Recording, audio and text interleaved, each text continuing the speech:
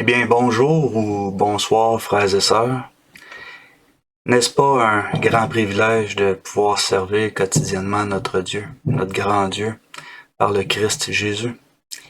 Et à tous les gens qui nous regardent et qui ont une curiosité pour Christ, eh bien, ma prière pour vous, c'est que vous puissiez, à votre tour, par peu grâce, vivre, connaître le miracle de la nouvelle naissance.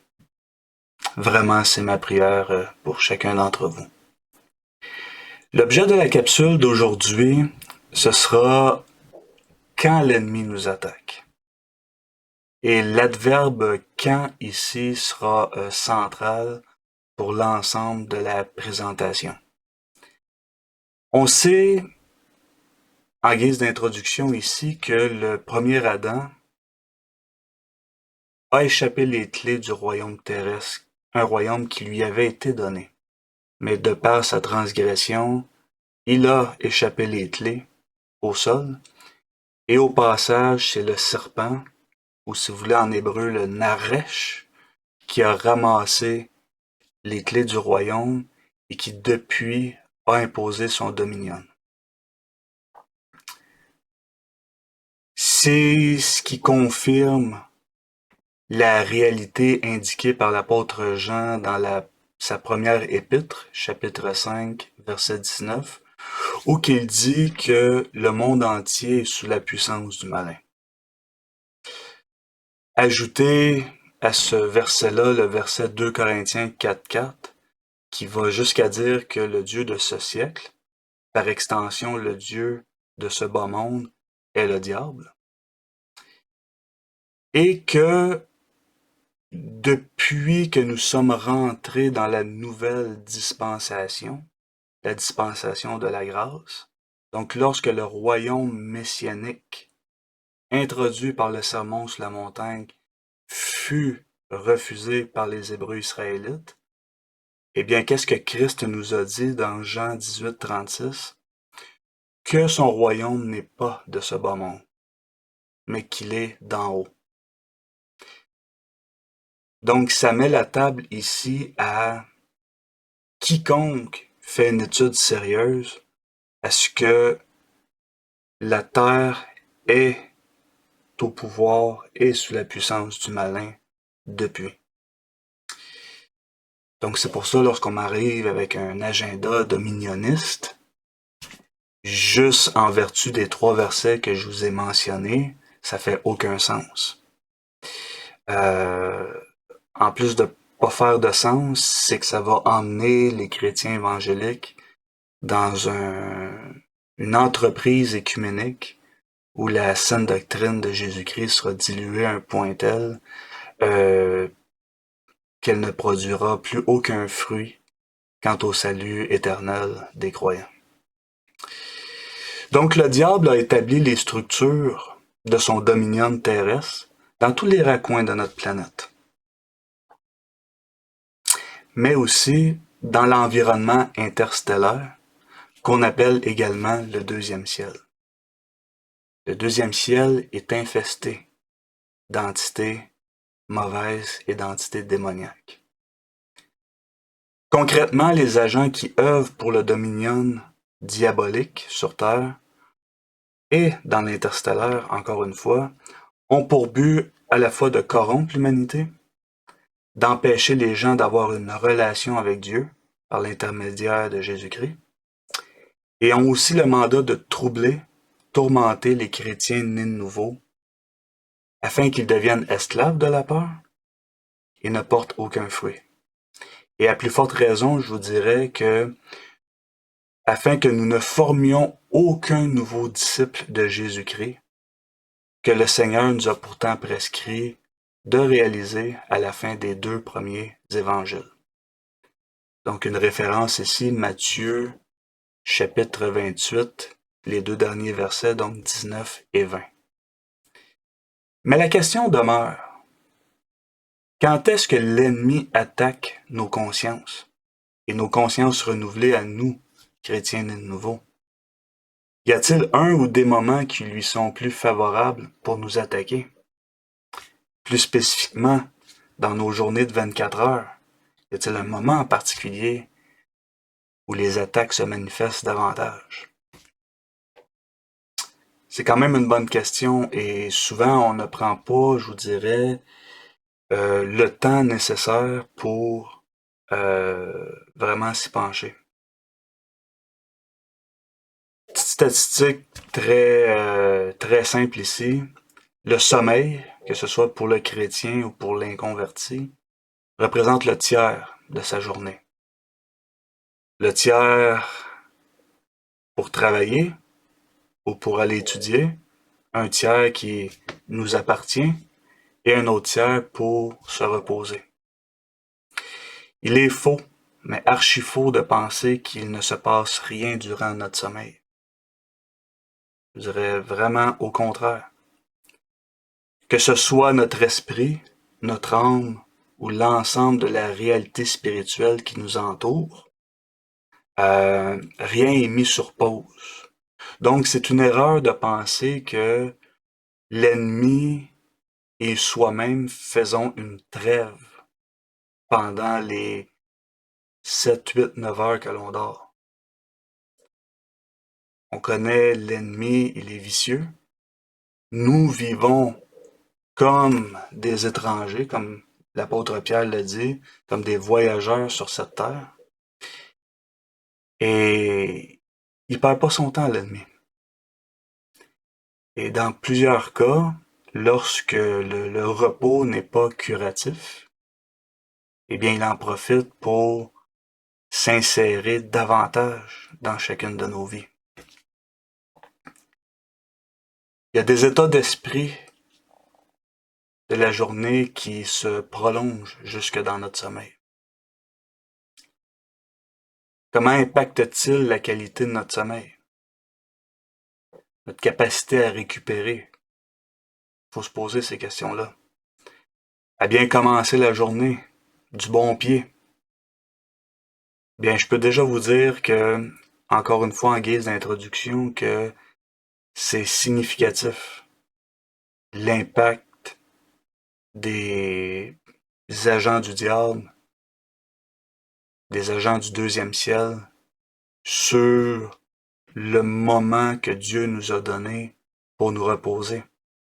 Dieu lui-même s'est reposé après 6 jours de création. Nous en avons besoin. C'est supposé d'être régénérateur. Et pourtant, c'est pas toujours le cas. Je vous invite à prendre vos paroles de Dieu et d'aller dans l'Évangile de Marc au chapitre 4. On traite du sommeil ici. Et ce sera les versets 35 à 41. Donc on est à la toute fin du chapitre 4. La parole nous dit, ce même jour, sur le soir, Jésus leur dit, passons à l'autre bord. Après avoir envoyé la foule, ils l'amenèrent dans la barque où il se trouvait. Il y avait aussi d'autres barques avec lui. Il s'éleva un grand tourbillon et les flots se jetaient dans la barque au point qu'elle se remplissait déjà. Et lui, il dormait à la poupe sur le coussin, en parlant du Christ ici. Ils le réveillèrent, donc ses disciples le réveillèrent et lui dirent, Maître, ne t'inquiètes-tu pas de ce que nous périssons? S'étant réveillé, il menaça le vent et dit à la mer, Silence, tais-toi. Et le vent cessa et il y eut un grand calme. Puis le Christ leur dit, Pourquoi avez-vous ainsi peur? Comment n'avez-vous point de foi? Ils furent saisis d'une grande frayeur et ils se dirent les uns aux autres, Quel est donc celui-ci à qui obéissent même le vent et la mer? Le Seigneur s'était endormi paisiblement. Donc au verset 38, ça nous dit, et je le répète ici, que le Seigneur Dieu prenait du temps dans ses journées pour dormir. Oubliez jamais que Jésus était 100% homme, 100% Dieu. Donc il vivait l'expérience humaine, ce que Dieu officiellement n'avait pas fait du moins de façon aussi extensive que dans la vie, les 32 ans et demi de Jésus-Christ sur terre. Et on remarque cependant que les disciples, eux, ils dormaient pas du tout. Eux, ils étaient tenus captifs dans la peur. Oui, ils ont eu peur pour leur vie, mais ce qu'il faut surtout retenir ici, c'est qu'ils doutaient de la puissance de Jésus. Donc il y avait un détachement. Ce détachement-là se poursuit pendant l'ensemble de l'Évangile, jusqu'à ce qu'ils voient Christ ressuscité, et là on voit une transformation. Et la transformation va se finaliser à la Pentecôte, acte 2. Donc là, on a l'impression d'avoir un groupe de disciples, d'apôtres, complètement différents de ce qu'on a connu durant tout l'Évangile. Il leur fallait ça. Donc ils doutaient de la puissance du Christ. Au verset 41, on lit qu'ils furent saisis d'une grande frayeur. Pourtant, je nous parle par rapport à nous sous la dispensation de la grâce. Lorsque nous avons foi dans le Seigneur, et aussi foi dans ses promesses éternelles, qu'on retrouve partout dans la Sainte Bible, nous devrions plutôt demeurer dans un état d'assurance et entretenir une paix intérieure en permanence. Le Seigneur nous a donné la victoire à la croix. Le Seigneur veut notre sérénité. Il veut qu'on mène des vies paisibles. Et lorsqu'on regarde les apôtres dans la barque, mais c'était pas ça du tout. Pourtant, trop souvent, on agit et réagit comme les disciples qui ont accompagné le Christ dans cette portion des Écritures. Je peux vous dire, les disciples n'ont pas bien dormi cette nuit-là. Comme le texte nous dit, saisis de frayeur. Question d'identifier les causes qui peuvent perturber notre bien-être et l'état de sérénité que Christ pourtant nous offre quotidiennement. Je nous invite à aller dans 1 Jean, chapitre 2, et ce sera les versets 15 à 17. Donc 1 Jean 2.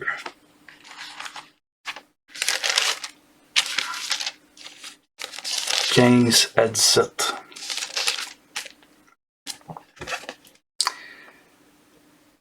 Donc, l'apôtre et prophète Jean nous écrit ici: « N'aimez point le monde, ni les choses qui sont dans le monde.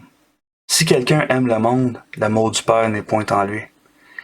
Car tout ce qui est dans le monde, la convoitise de la chair, la convoitise des yeux et l'orgueil de la vie, ne vient point du Père, mais vient du monde. Et le monde passe, et sa convoitise aussi, mais celui qui fait la volonté de Dieu demeure éternellement. » Il y a une ligne qui est tracée dans le sable ici, et c'est sans équivoque. Les soucis du monde, de notre image dans les yeux de notre prochain, nos plaisirs passagers, notre bonne réputation, le fait d'avoir peur de manquer de bonheur charnel, nous dévie, tout ça va venir nous dévier de notre communion quotidienne avec Dieu. Lorsque ces distractions occupent nos pensées, eh bien, on se met graduellement en eau trouble.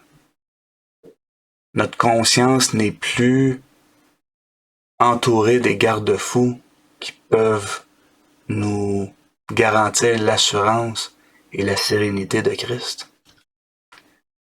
On se soucie parfois, souvent, de détails secondaires à nos vies, des bagatelles, au détriment de notre communion avec Dieu et des promesses qu'il nous a tous données. Je relis le verset 17. « Et le monde passe, et sa convoitise aussi, mais celui qui fait la volonté de Dieu demeure éternellement. » faisons-nous vraiment la volonté de Dieu? Et par extension, est-ce que l'ensemble des groupes maisons, des églises ayant pignon sur rue, l'ensemble de la prédication, de l'œuvre chrétienne, fait-elle vraiment la volonté de Dieu?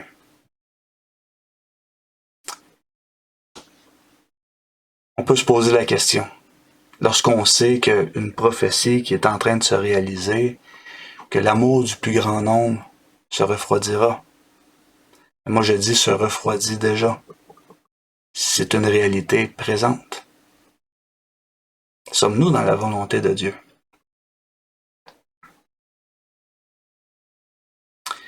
La volonté de Dieu pour nous tous est de continuellement de garder notre focus sur le Christ Jésus. Peu importe les situations vécues en ce bas monde.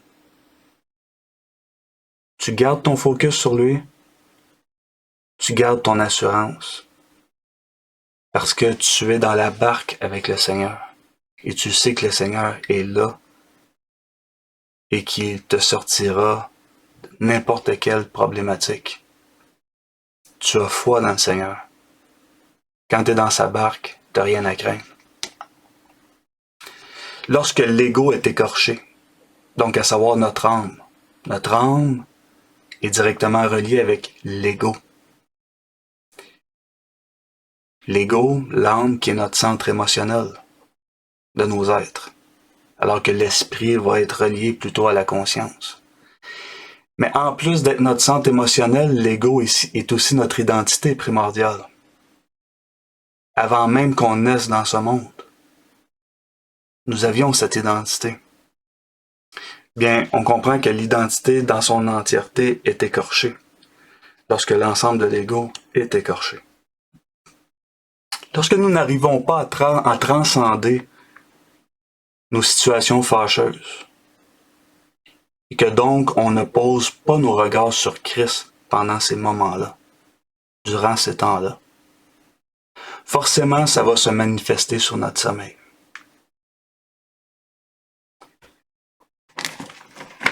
Je vous dirige maintenant dans Éphésiens 4.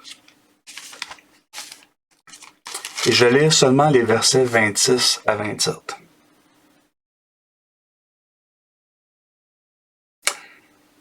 Si vous vous mettez en colère, ne péchez point.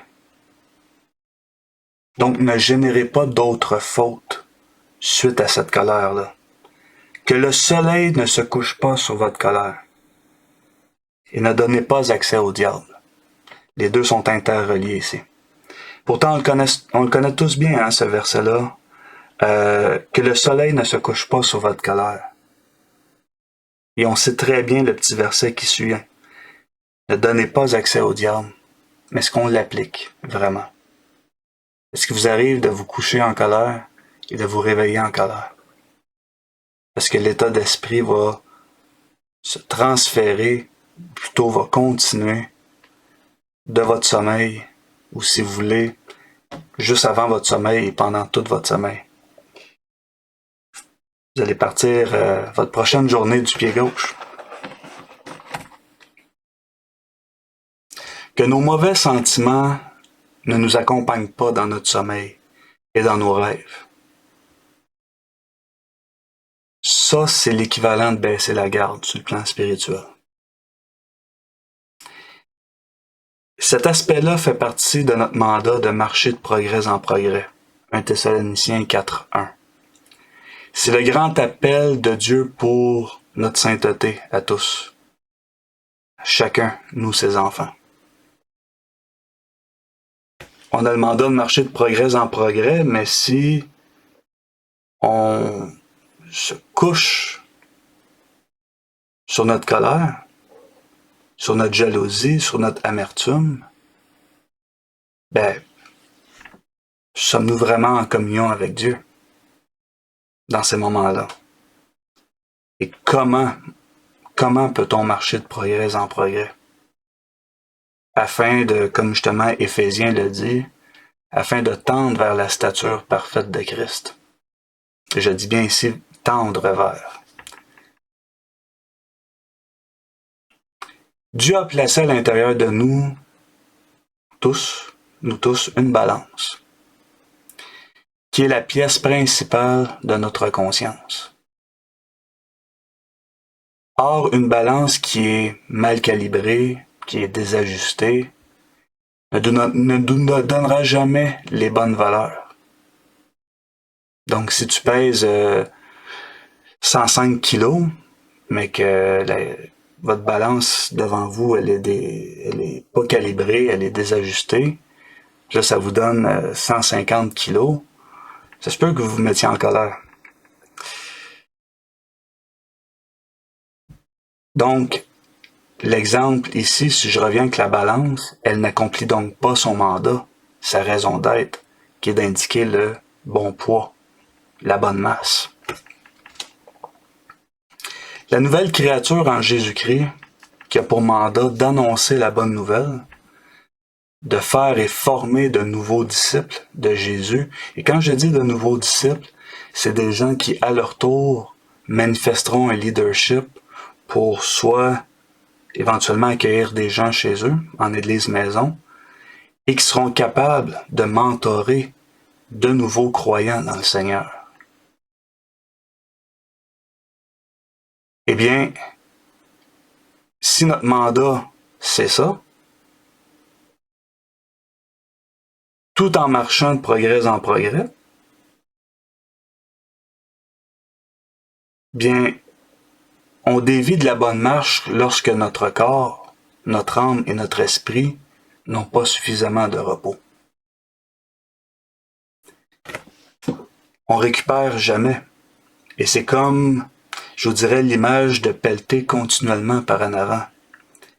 Et on réalise ici que le sommeil est tourmenté, pas nécessairement pour des raisons physiques de travail, parce que Dieu nous éprouve pas au-delà de nos capacités physiques, mais ça a pour source, pour raison, des raisons qui sont spirituelles, qui touchent l'âme ici, plus spécifiquement. Un ego froissé, ça fait plus mal qu'un genou qui est débarqué. Et ça peut s'étirer longtemps dans le temps. Laissez-moi vous énumérer quelques éléments de nos vies courantes qui peuvent, à la longue, venir affecter notre sommeil. Donc, on va rentrer ici de plus en plus dans l'application, dans le concret. Lorsqu'on considère le regard d'une certaine personne proche dans nos vies, plus que le regard de Dieu, ça, c'est un premier problème. Est-ce que vous considérez le regard de votre conjoint, d'un enfant, de votre patron, d'un ami, d'un parent même, plus que celui de votre Sauveur et Seigneur? Est-ce que le Seigneur passe en deuxième? Soyez honnête avec vous. Parce que la vérité est l'arme du chrétien qui permet de tenir l'ensemble de toutes les autres armes. Là, je fais référence à Éphésiens 6 ici. C'est la ceinture qui tient tout le reste. Si vous n'êtes pas franc avec vous, bien, votre armure est lousse, tombe continuellement et l'ennemi en profite pour vous attaquer. Soyez franc. Est-ce que c'est le regard de Dieu qui a votre principal focus dans votre quotidien? Si c'est celui de votre époux ou de votre épouse, vous avez un problème. Là, vous l'identifiez et ensuite, vous y remédiez. Tant que le regard de la dite personne ici n'est pas satisfaisant sur vous, que vous ne le considérez pas adéquat et que vous n'en êtes pas satisfait, eh bien, il y aura toujours une anxiété qui va demeurer. Et je vous le cacherai pas, dans le milieu du travail, dans les milieux professionnels, les patrons, ils sont formés pour ça. Qui vous montrent jamais une pleine satisfaction de votre travail pour que vous ayez toujours cette frayeur de l'employé. et que justement vous soyez toujours dans cet état d'esprit-là, de servitude. Pourtant, c'est pour la liberté que Christ nous a affranchis. Galates 5.1. Deuxième point ici. Accordez-vous beaucoup d'importance à ce que vous réalisez, soit au travail ou soit sur une base personnelle, vos œuvres? Est-ce un déterminant à vos vies et à votre estime de soi? Dit autrement, travaillez-vous pour vivre ou bien vivez-vous pour travailler? Si la réponse est la deuxième option, vous avez un problème. C'est aussi vrai avec la nourriture. On mange pour vivre, on ne vit pas pour manger. Donc vous avez un déterminant, c'est même un idole, un culte ici. Vous l'identifiez avec l'honnêteté du croyant et ensuite vous y remédiez. Avez-vous des projets sérieux qui risquent de jamais voir le jour? Encore là, lorsqu'on regarde ça en toute franchise, si tel est le cas, comment alors vous allez gérer tout ça lorsque vous allez comprendre que vous avez vu trop gros, c'était trop onéreux comme projet, ou ça a pris trop de temps, et que finalement c'est un échec? Allez-vous bien gérer l'échec? Qu'en est-il justement de vos échecs? Est-ce qu'ils vous rongent l'esprit lors de votre quotidien? Et si c'est le cas, bien, faut pas se surprendre que ça vient s'extensionner jusque dans votre sommeil, et ça va venir affecter votre sommeil. Lorsqu'on fait de nos projets un culte volontaire, je fais référence à Colossiens 2 ici, eh bien, c'est une distraction par rapport à notre communion avec Dieu, et c'est une façon plus indirecte de donner accès au diable dans notre vie, surtout lorsque nous sommes amers de ne pas avoir réalisé tel et tel projet. Lorsque vous êtes en colère contre une personne, et ça je crois que ça nous arrive tous, est-ce que vous êtes du genre à vous répéter et vous rappeler la même ou les mêmes phrases dans votre tête? Vous passez votre journée, vous prenez des temps lorsque vous êtes seul à vous remémorer ces phrases-là pour que le jour que vous allez revoir la dite personne contre qui vous êtes en colère, vous allez être capable de la remettre à sa place, de la boucher bien comme faut, comme on dit. Ben, si c'est le cas, c'est sûr que ça va venir se manifester dans votre sommeil. Il y a un état d'esprit qui va demeurer. Et là, je dirais que de façon plus directe, c'est de donner accès à l'ennemi dans vos vies et n'espérez pas un sommeil réparateur ici. Il n'y aura rien de curatif dans le fait d'aller s'étendre dans son lit. Donc on comprend que la colère, l'amertume, la rancune sont des fissures, des crevasses qui se tracent sur chacune de nos âmes, par lesquelles l'ennemi arrive à s'infiltrer dans chacune de nos existences. Il est vrai que dans la nature physique, cette même nature-là a horreur du vide. Eh bien, à plus forte raison, la nature spirituelle a aussi horreur du vide. C'est pour ça que dans les cultes orientaux, lorsqu'on vous demande, à travers la méditation, de faire le vide, eh bien, c'est un danger spirituel. Alors que nous, chrétiens, ce que nous désirons, c'est d'être continuellement remplis du Saint-Esprit. Lorsque vous faites le vide, il y a un agent du deuxième ciel qui va avoir le désir et qui va le voir pour venir colmater ce vide en question. Si les fissures, comme je vous disais, ne sont pas colmatées rapidement par un exercice de conscience, usant la vérité, la ceinture de la vérité, eh bien l'ennemi ne va pas perdre son temps pour élargir les brèches.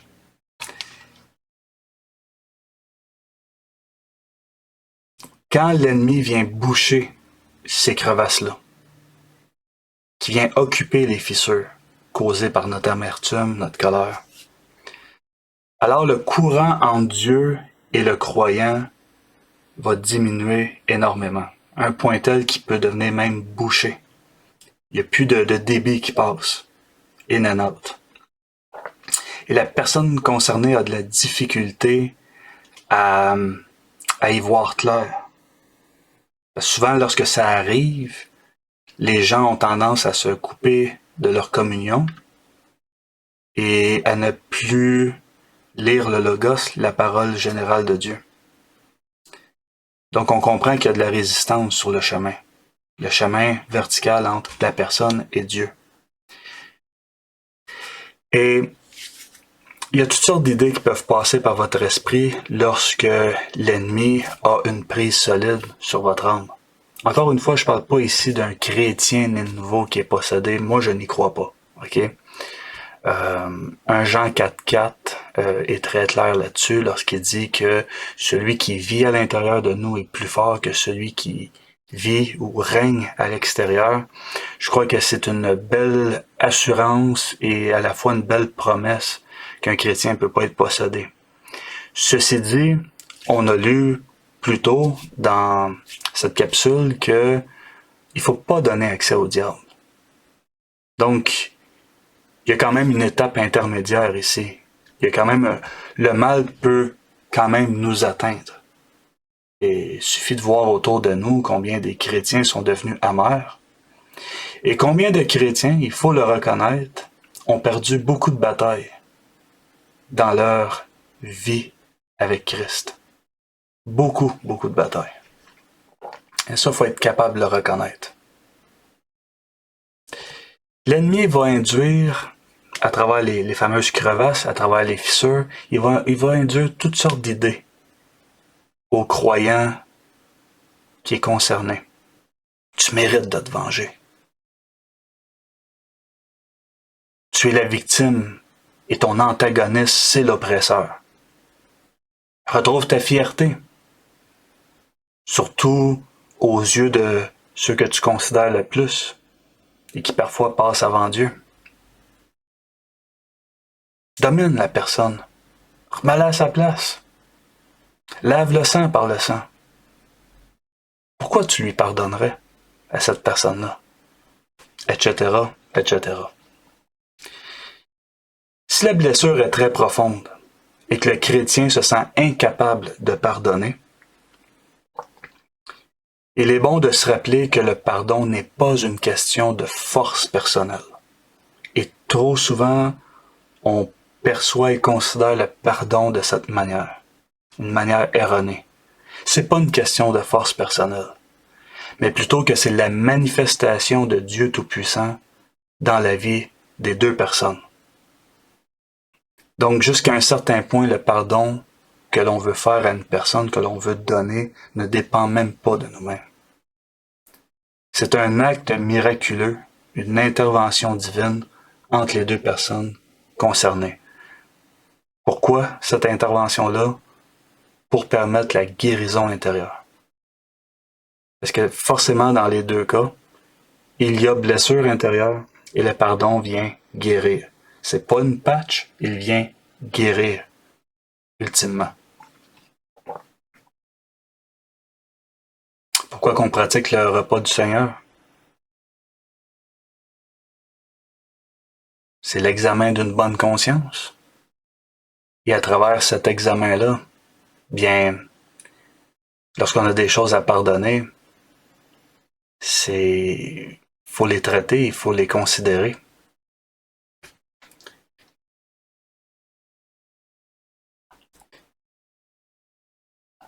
Je dirais pour la dernière partie de cet exposé, j'aimerais vous donner, je vous dirais, un morceau de viande. OK? Ce qui est pas... ce qu'on entend peut-être pas souvent dans les églises, surtout les églises d'aujourd'hui.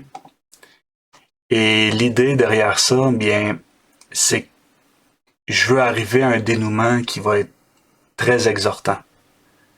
Il va y avoir un beau dénouement après avoir dit, vous avoir enseigné ce que je m'apprête à vous dire ici. Depuis le grand déluge jusqu'à nos jours, il y a un phénomène à travers les cultures, donc du berceau de l'humanité jusqu'à aujourd'hui, qui est demeuré et sur lequel nos anciens, nos ancêtres ont été capables de donner une explication d'ordre spirituel, puisque c'est purement spirituel comme phénomène. Et c'est ce que nous appelons aujourd'hui de façon plus technique la paralysie du sommeil. Donc, je suis dans un cas ici plutôt extrême, lorsque la personne aura donné vraiment accès au diable. Et ça concerne essentiellement des gens ici qui ne sont pas régénérés. Donc, vous allez voir, vous allez comprendre assez vite pourquoi il y a un beau dénouement à ce que je m'apprête à vous dire à l'instant. En latin, on va parler de succubus, incubus. Donc, en langue française, incube et succube. Et la science n'a jamais été capable de l'admettre parce que ça viendrait vraiment démolir leur narratif de ce que c'est vraiment la paralysie du sommeil. Paralysie du sommeil, on peut aussi inclure terreur nocturne. Qu'est-ce qui amène à ça? C'est quoi le phénomène? Eh bien, depuis la dispensation du premier gouvernement, donc sous le roi Nimrod, jusqu'à aujourd'hui, il y a des explications qui ont été données. Un incube, incubus, c'est un démon mâle qui se fait passer pour mâle, vous avez compris, qui prend une forme de corps, si on veut, ou se manifeste visuellement pour abuser sexuellement d'une femme en sommeil. Et à l'inverse, la succube, c'est l'équivalent féminin de l'incube, donc on parlerait ici d'une démone, et typiquement, elle va s'en prendre aux hommes. Il y a un paquet d'images et de représentations artistiques. Vous pouvez aller dans Google Images, marquer incube, I-N-C-U-B-E, ou succube, S-U-C-C-U-B-E. Vous allez avoir toutes sortes d'images qui représentent bien qu'est-ce qu'il en est vraiment lorsque quelqu'un subit une paralysie du sommeil extrême. Puisque l'apparition des incubes et des succubes, on va le voir tantôt, se fait dans les dernières phases d'une paralysie du sommeil progressive. Donc, comme je vous disais, c'est un phénomène qui est connu et documenté depuis la première civilisation, donc le berceau de la civilisation dans l'actuel Irak, là, tel qu'on la connaît. On les appelait les terres de Shinar à l'époque. Les pires manifestations sont décrites comme une pesanteur sur la cage thoracique de la victime qui va rendre la respiration très difficile. Très, très difficile. Imaginez, là, la personne est incapable de respirer. Une COVID-19 sur les stéroïdes. Et selon les conjoints de victimes, donc de gens qui en sont morts de ces expériences-là, on comprend assez vite que ces expériences-là étaient d'ordre spirituel, puisqu'il n'y avait pas un facteur physique qui entourait la personne lorsque c'est arrivé. Il y a certaines conditions, je vous dirais, qui doivent être en place pour ouvrir et permettre ce genre d'attaque nocturne. Premièrement, les gens qui sont impliqués dans les sciences occultes, les séances, les arts magiques, donc finalement tout ce que l'Ancien et le Nouveau Testament dénoncent. Pratiquer, et ça c'est là que ça devient pervers, pratiquer le culte des anges gardiens ou celui des défunts. Donc, vous entrez à travers des littératures très, très, je dirais, accessibles aujourd'hui. Vous entrez en contact avec un esprit que vous pensez que c'est votre enfant qui est défunt ou que c'est un parent ou un ange gardien. Il y a un rapprochement qui se fait au fur et à mesure que les jours avancent pour ne pas comprendre que finalement vous avez accepté un démon dans vos vies. Et croyez-moi qu'il va se manifester durant le sommeil. Surtout là, en fait. On pense aussi à des gens qui ont des dérèglements sexuels, une infidélité récurrente. Ça rentre dans la thématique justement de la visite des incubes et des succubes. Donc, ça se poursuit, si vous avez bien compris, ça se poursuit pendant le sommeil. Consommation de drogues dures, LSD, acide, champignons magiques. J'ai toujours dit que ça ouvrait des portails, ça ouvrait des portes de l'esprit. Puis une consommation soutenue, quand je dis soutenue, c'est plusieurs heures par jour, tous les jours, que ce soit de films d'horreur, de jeux violents, de voyeurisme, je pense entre autres à travers le dark web, etc., et etc. Tous les abominations possibles et accessibles aux citoyens communs. On comprend que la paralysie du sommeil, comme les terreurs nocturnes aussi, sont, selon les victimes qui en ont témoigné, même ceux qui ont frôlé la mort suite à ces attaques nocturnes, ils ont révélé un modus operandi progressif de la part des démons et des esprits malins qui se manifestent. Donc, on parle ici d'un phénomène progressif. On n'étouffe pas le premier soir. Les premières manifestations se résument par la sensation que quelqu'un est présent dans la chambre, sans pour autant le voir, mais on sent qu'il y a une présence. Donc, vous avez quelqu'un qui est sur son lit, à moitié conscient, ou pleinement conscient, dépendamment où est-ce qu'il est rendu dans son cycle du sommeil, et incapable de bouger parce qu'il est paralysé, mais il sent qu'il y a une présence dans la chambre. Ça induit un inconfort chez lui. Donc l'étape suivante est de voir des ombres dans la chambre, toujours en étant paralysé sur son lit, des mouvements, et ça se voit aussi lors de terreurs nocturnes. Et la terreur nocturne, où la personne va bouger énormément jusqu'à sortir de la maison pendant son sommeil, va souvent tenter de s'échapper de ces esprits-là, ou de ces ombres-là qu'elle est capable de voir. Troisième étape du phénomène progressif, c'est de voir un être bien défini qui se tient debout dans la pièce, immobile, et qui porte son regard sur la victime qui vit une paralysie du sommeil. Plus la victime exprime de la peur, et là c'est une clé ici, et plus le démon ou l'esprit mauvais se rapproche d'elle. Ces entités ont pour nourriture la peur des gens. C'est pour ça que souvent, entre chrétiens, on se rappelle, c'est important de se rappeler qu'il ne faut pas être esclave de la peur. Parce qu'encore une fois, c'est une manière, je vous dirais ici assez directe, de baisser la garde. Et l'ennemi, quand on baisse la garde, en profite pour se rapprocher. Jusqu'à posséder sa victime dans les cas les plus extrêmes. Donc, encore une fois, je ne parle pas ici de chrétiens nés nouveaux. OK? Puisque le Saint-Esprit représente le bouclier ultime pour empêcher toute possession d'un chrétien. La posséder ou bien lui enlever la vie, comme dans plusieurs cas qui impliquent des incubes et des succubes. Les examens post-mortem des gens décédés suite à ces expériences révèlent systématiquement un souffle coupé avant la mort, comme si la personne n'arrivait plus à respirer, au même titre qu'une noyade. Donc, entre le décès, par exemple, suite à une noyade, et le fait d'absorber de l'eau dans les poumons, il y a quand même un délai qui se fait.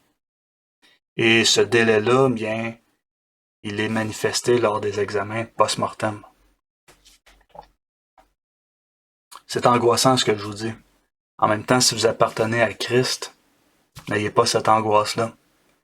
Ne donnez pas accès au diable cependant, pour qu'il ne vienne pas diluer ou bloquer la communion que vous avez avec le Seigneur. Mais est-ce que vous avez des proches autour de vous des gens que vous connaissez bien et qui ont déjà subi une paralysie du sommeil.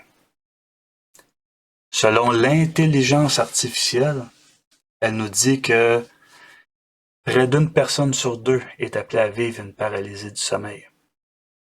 Voyons-le sur le plan spirituel comme un wake-up call de la part de Dieu dans la vie de chacun, puisque beaucoup sont appelés. Donc si vous connaissez une de ces personnes-là, vous pouvez lui partager cette vidéo. Vous pouvez, à votre tour, lui parler de ce qui en est vraiment la paralysie du sommeil. C'est pas une question hormonale, c'est pas une question d'influx nerveux qui se rend ou qui se rend pas. C'est purement spirituel. C'est une attaque du deuxième ciel. Et c'est par amour inconditionnel pour les gens que l'on aime et que l'on sait qui ont vécu une paralysie du sommeil ou même une terreur nocturne, que tant et aussi longtemps qu'ils n'appartiendront pas au Seigneur Jésus-Christ, ils seront sujets à récidive. Il y a des risques de récidive. Et on a vu que lorsqu'il y a récidive, donc plus qu'une paralysie du sommeil, que le tout suit un phénomène progressif. Les récidives iront en augmentant. Et où l'incube et la succube se rapprochent de la personne et la tourmentent davantage. Faut se le dire, je veux dire, il est très difficile de croire qu'une personne aime vivre ce genre d'expérience-là. Ou que ça peut finir par le souffle qui est coupé, et dans le cas extrême, ça peut amener la mort physique, pourtant qui est complètement involontaire ici. Donc on comprend que pour eux, la prochaine nuit de sommeil, après avoir fait une expérience comme ça, là et les prochaines nuits de sommeil, elles sont angoissantes. Ils doivent avoir Jésus dans leur vie. Quelle belle façon d'évangéliser les gens. Et je veux vraiment marteler ce point-là. C'est une très belle fenêtre d'évangélisation. Ils sont à court de ressources. Ce ne sont pas les médicaments, les inhibiteurs qui vont régler la situation. Il y a une fenêtre qui se présente devant vous. Saisissez-la. La parole de Dieu, comme vous le savez très bien, nous enseigne que quiconque a une foi sincère dans le Christ Jésus et de son œuvre parfaite est alors habité du Saint-Esprit. Notre bouclier suprême, notre défenseur suprême. Rappelez-leur 1 Jean 4,4. C'est une promesse de Dieu. Et c'est un fait pour chaque chrétien de nouveau. Vous, petits enfants, vous êtes de Dieu. Et vous les avez vaincus parce que celui qui vit en vous, le Saint-Esprit, troisième personne de la Sainte Trinité, est plus grand que celui qui est dans le monde. Celui qui règne dans le monde et qui envoie ses agents pour nous tourmenter. On le sait que Dieu est fidèle envers tous ses enfants pour toutes ses promesses. Et une de ses promesses est celle de ne jamais revivre ce genre d'expérience-là lorsque nous sommes régénérés par le sang de Christ. La porte est alors fermée, elle est verrouillée pour de bon. Si un de vos proches, amis ou connaissances vit de telles expériences, exhortez-les à considérer un nouveau paradigme dans leur vie et d'accepter l'unique nom qui peut les sauver, le Seigneur Jésus-Christ. Mort pour nous tous, lui qui nous a tous appelés, mais qui malheureusement, statistiquement parlant, il y a peu d'élus.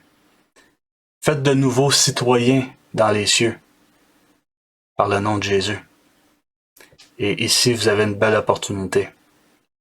Parce que c'est lorsque les gens sont faibles qu'ils peuvent devenir forts aux yeux de Dieu. 2 Corinthiens 12. Frères et sœurs, soyez bénis, richement bénis, par le Père de notre Seigneur Jésus. Et en espérant que cet enseignement, ce partage vous aura édifié et vous aura aussi équipé à faire face à l'ennemi et à aider ceux que l'on aime pour les ôter des griffes du diable. À la prochaine.